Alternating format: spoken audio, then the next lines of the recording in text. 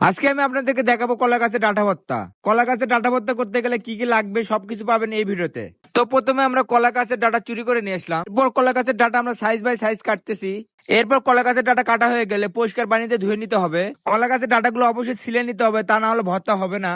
কলা গাছের ডাঁটাগুলো এরকম কুচকুচ করে কেটে নিতে হবে। কলা গাছের ডাঁটার সাথে কিছু কাঁচা কলা লাগবে, তো কাঁচা কলা চুরি করতে গেছে।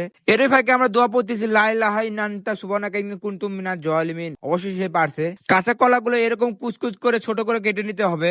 এরপর কাঁচা কলা ও কলা গাছের ডাঁটা ভালোভাবে ধুয়ে নিতে হবে। এরপর শুটমরিচ, লবণ ও তেঁতুল দিয়ে ভালোভাবে মেখে নিতে হবে। বলতে আমার জিভে জল এসে গেল। তেঁতুল, মরিচ ও কলা গাছের ডাঁটা কাঁচা কলা দিয়ে ভালোভাবে মেখে নিতে হবে, কারণ মাখার মধ্যে স্বাদ। মাখা হয়ে গেলে তার মধ্যে কিছু লেবুর পাতা দিতে হবে, কারণ লেবুর পাতা দিলে ভালো একটা স্মেল আসে। মাখা হয়ে গেছে, এখন খাবার চেক করে দেখার পালা। তো খেয়ে দেখলাম মাশাআল্লাহ অনেক সুন্দর হয়েছে।